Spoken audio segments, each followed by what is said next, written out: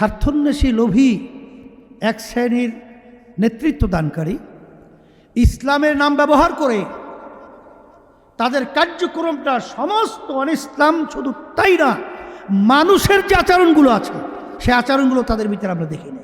এই জন্যই আমরা 5ই আগস্ট অভ্যুত্থানের পরে আমরা বলেছিলাম যে দেশ যদি মানুষ সুন্দরভাবে বসবাস করতে হয়, মানুষের অধিকার বাস্তবায়ন করতে হয়, এ দেশকে যদি প্রকৃত অর্থ স্বাধীনতা যে উদ্দেশ্য লক্ষ্য ছিল সেটা যদি বাস্তবায়ন করতে হয়, তাহলে এখন নীতি আদর্শ হলো যে দেশে 92 জনের মতো শতকরা মুসলমান বসবাস করে, সেই দেশের ভিতরে এই নীতি আদর্শটা যদি আমরা থ্রো করতে পারি, বাস্তবায়ন করতে পারি, তাহলে প্রকৃত শুধু মানুষ নয়, একটা পিপিলিকার পর্যন্ত স্বাধীনতার গ্যারান্টি, নিশ্চয়তা এখানে বাস্তবায়ন হবে। আলহামদুলিল্লাহ, সেই লক্ষ্যেই যখন আওয়াজ তুলেছিলাম তখন আল্লাহর রহমতে বাংলাদেশের বেশিরভাগ মানুষ এটা সাড়াও দিয়েছিল। কিন্তু দুঃখ সহকারে বলতে হয় যে স্বার্থন্বেষী লোভী এক শ্রেণীর নেতৃত্ব দানকারী ইসলামের নাম ব্যবহার করে তাদের কার্যক্রমটা সমস্ত অনিসলাম, শুধু তাই না, মানুষের যে আচরণগুলো আছে সে আচরণগুলো তাদের ভিতরে আমরা দেখি নাই, মানবতা আমরা দেখি নাই। তা যাই হোক, এখন বারবার 26শে মার্চ আসবে, আমরা স্বাধীনতার উত্তর আমরা আলোচনা করব। আমি সারা দেশের মানুষকে, তামাম দুনিয়ার মানুষকে, বিশেষ করে বাংলাদেশের সর্বশ্রেণী, সর্বপেশার, সর্বমহলের আমি সকলকে অনুরোধ করব, আসেন যে আমরা ইসলামকে একটু পরীক্ষা করে দেখি। আসলে আমাদেরকে ইসলামের নামে বা ইসলামকে এমনভাবে উপস্থাপন করা হয়, শুনলে অনেকের ভয় হয়। আসলে বাস্তবতা কি ইসলাম ভয়ের জন্য আসছিল? ইসলাম তো শব্দের অর্থ শান্তি। আসলে আমাদেরকে এটাকে ভুল ব্যাখ্যা এবং সত্যকে অসত্য, দিনকে রাত্র, রাত্রকে দিন বানিয়ে ইসলামকে এইভাবে উপস্থাপন করে আজকে ইসলামের বিরুদ্ধে বিভিন্ন ষড়যন্ত্র চলছে। ইন্নাদ-দীন ইনদাল্লাহিল ইসলাম, সাদাকাল্লাহুল আলিয়্যুল আযীম। দুরূদ শরীফ পড়ি সাল্লাল্লাহু আলাইহি ওয়াসাল্লাম। 2026 54 বছর শেষ হলো,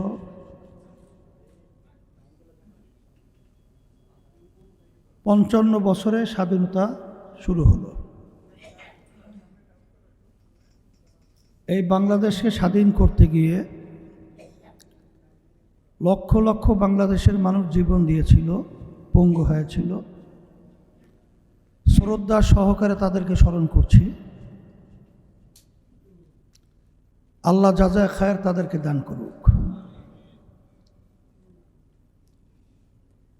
আর পাশেই আমরা যখন নাকি বাংলাদেশের 26শে মার্চ স্বাধীনতা দিবস আসে, তখন আমরা এই স্বাধীনতা দিবসে আলোচনার বিভিন্ন পর্বে আমরা অনেক সময় বলে থাকি, এবং সমস্ত রাজনৈতিক দলসহ সবাই স্মরণ করায় দেওয়ার জন্য বলছিল বা বলে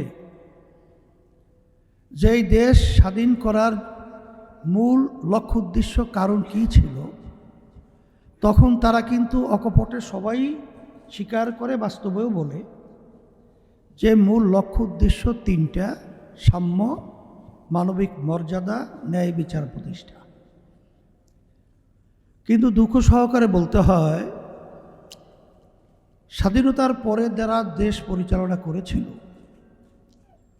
তাদের পরিচালনায় আসলে বাস্তবে আমাদের যে চাওয়া পাওয়া ছিল এর বাস্তবে একটাও আমরা আসলে দেখি নাই, দেখতে পাই নাই। 5ই আগস্ট 2024 দেশ অভ্যুত্থানের মাধ্যমে যে পরিবর্তন হয়েছিল, তখন কিন্তু আবার একটা সুযোগ এসেছিল এই দেশকে সুন্দর একটা দেশে পরিণত করার। সেই লক্ষ্য উদ্দেশ্য নিয়ে ইসলামী আন্দোলন বাংলাদেশ আমরা কিন্তু আমাদের সাধ্য শক্তি অনুযায়ী আমরা আল্লাহর রহমতে চেষ্টা করেছিলাম। সেখানে আমরা এই দেশকে সুন্দর করার ব্যাপারে যেই নীতি আদর্শটাকে আমরা সামনে নিয়ে এসেছিলাম, সেই নীতি আদর্শটার এর নাম হলো ইসলাম। এর কারণ হলো, যারা এই 54 বছর বা 53 বছর দেশ পরিচালনা করেছিল, তারা যে নীতি আদর্শ নিয়ে এসেছিল তার ভিতরে উল্লেখযোগ্য নীতি আদর্শের নাম হলো গণতন্ত্র প্রচলিত। যেই গণতন্ত্রের প্রবক্তাদের মধ্যে মূলত আমেরিকা। কিন্তু সেই আমেরিকা আমরা কি দেখি, তারা আশরাফুল মাখলুকাত মানুষকে তাদের হীন স্বার্থ বাস্তবায়নের জন্যে একটা পিঁপড়া যেরকম একটা মূল্যায়ন আমাদের কাছে আছে ইসলামের দৃষ্টিতে, তাদের কাছে একটা পিঁপড়ার মূল্যও কিন্তু আশরাফুল মাখলুকাত মানুষের নাই। সেটা আপনারা রন্ধ্রে রন্ধ্রে ক্ষেত্রে ক্ষেত্রে হারে হারে দেখেছি, উপলব্ধি করেছি। ফিলিস্তিনের মধ্যে যেভাবে অসহায় আমার ভাইদেরকে, মা বোনদেরকে, আমার ছোট বাচ্চাদেরকে নির্মমভাবে যেভাবে তাদেরকে মারা হলো, এমনকি গাছের পাতা খেয়ে তাদের জীবন রাত্রি দিন পার করতে হয়েছে, পঙ্গুত্ব বরণ করেছে, যে আহাজারি কোনো মানুষ শুনলে সহ্য করার মতো নয়। এই আচরণগুলো কারা করেছে? এই গণতন্ত্র যারা প্রবক্তা। আজকে আমরা কি দেখি, সেই ইরানের মধ্যে সর্বোচ্চ নেতা আয়াতুল্লাহ খামেনি সহ বড় বড় যারা নাকি দেশ পরিচালনার দায়িত্বে আছে, তামাম দুনিয়ার সমস্ত আন্তর্জাতিক আইনকে লঙ্ঘন করে নির্মমভাবে তাদেরকে মেরে ফেলেছে। এই গণতন্ত্রের সুফলটা কুফলটা এটা তো আমরা দেখে এসেছি। নতুনভাবে এর মাধ্যমে আমাদের দেশের মধ্যে শান্তির কি হাওয়া তারা বসাবে, এটা তো নতুনভাবে বোঝানো করো দরকার নাই। তারপর 53 বছর তো আমরা দেখেছি,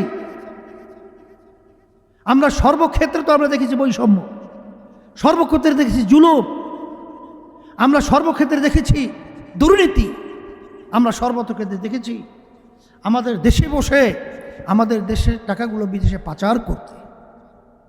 আমাদের দেশ এমনকি বিচার বিভাগের দিকে আমরা যদি লক্ষ্য করে দেখেছি যে এক সরকারের সময় ফাঁসির আসামির যখন বিচারক রায় দেয় সে ফাঁসি হবে, আবার সরকার পরিবর্তনের পরে আমরা দেখি বেকচুর খালাস হবে বা হয়ে গেছে। এই তো আমরা আইন দেখেছি। এই জন্যই আমরা 5ই আগস্ট অভ্যুত্থানের পরে আমরা বলেছিলাম যে দেশ যদি মানুষ সুন্দরভাবে বসবাস করতে হয়, মানুষের অধিকার বাস্তবায়ন করতে হয়, এ দেশকে যদি প্রকৃত অর্থ স্বাধীনতা যে উদ্দেশ্য লক্ষ্য ছিল সেটা যদি বাস্তবায়ন করতে হয়, তাহলে এখন নীতি আদর্শ হলো যে দেশে 92 জনের মতো শতকরা মুসলমান বসবাস করে, সেই দেশের ভিতরে এই নীতি আদর্শটা যদি আমরা থ্রো করতে পারি, বাস্তবায়ন করতে পারি, তাহলে প্রকৃত শুধু মানুষ নয়, একটা পিপিলিকার পর্যন্ত স্বাধীনতা গ্যারান্টি নিশ্চয়তা এখানে বাস্তবায়ন হবে।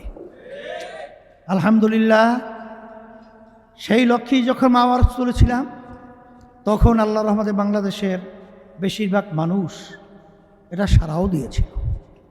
কিন্তু দুঃখ সহকারে বলতে হয় যে স্বার্থন্বেষী লোভী এক শ্রেণীর নেতৃত্ব দানকারী ইসলামের নাম ব্যবহার করে তাদের কার্যক্রমটা সমস্ত অনিসলাম, শুধু তাই না, মানুষের যে আচরণগুলো আছে সে আচরণগুলো তাদের ভিতরে আমরা দেখি নাই,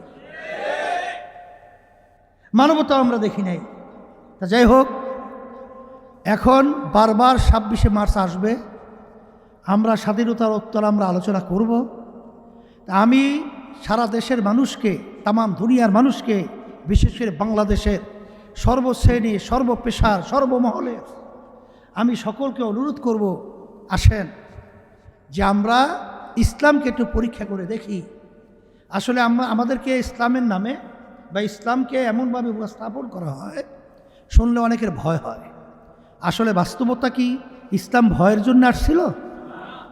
ইসলাম তো শব্দের অর্থ শান্তি। আসলে আমাদেরকে এটাকে ভুল ব্যাখ্যা এবং সত্যকে অসত্য, দিনকে রাত্র, রাত্রকে দিন বানিয়ে ইসলামকে এইভাবে উপস্থাপন করে আজকে ইসলামের বিরুদ্ধে বিভিন্ন ষড়যন্ত্র চলছে।